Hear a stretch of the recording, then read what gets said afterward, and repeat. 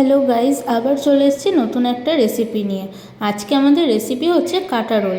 ছুটির দিন সকালবেলা জলখাবারের জন্য একদম পারফেক্ট। তো চলো শুরু করা। এখানে দুটো আলু আর ডিম নিয়ে নিয়েছি, মানে ধুয়ে নিয়েছি, আর একটু নুন দিয়ে সেদ্ধ করে নেব।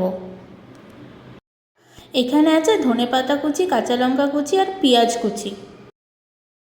আর এখানে রয়েছে সেদ্ধ করা আলু আর ডিম। আর এখানে রয়েছে ভাজা মশলা গুঁড়ো, মানে ধনে আর জিরে ভেজে গুঁড়ো করে নেওয়া হয়েছে।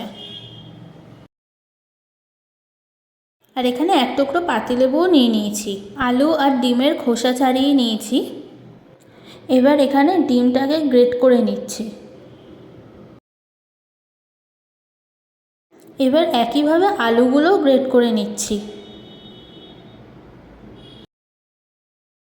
গ্রেট করা আলু আর ডিমগুলোর মধ্যে একটু বিট নুন ছড়িয়ে দিলাম। এরপর একে একে ধনেপাতা কুচি, পেঁয়াজ কুচি আর কাঁচা লঙ্কা কুচিগুলোও ছড়িয়ে দিলাম। এবার একটু পাতিলেবুর রসও দিয়ে দিলাম।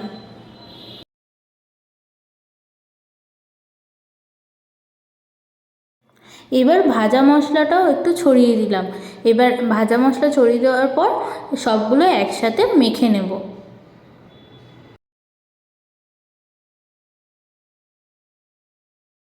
রোলের জন্য পুরটা কিন্তু তৈরি করা আমাদের হয়ে গিয়েছে। আর এটা কিন্তু শুধু শুধু খেতেও দারুণ লাগে।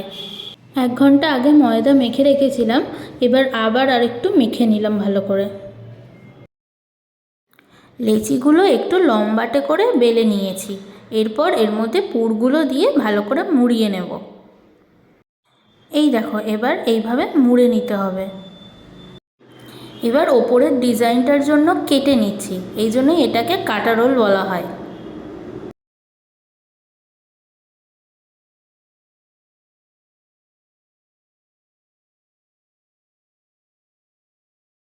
এই দেখো, সবগুলো কিন্তু এভাবে তৈরি করা হয়ে গিয়েছে। এবার এগুলোকে সাদা তেলে ভেজে নেব।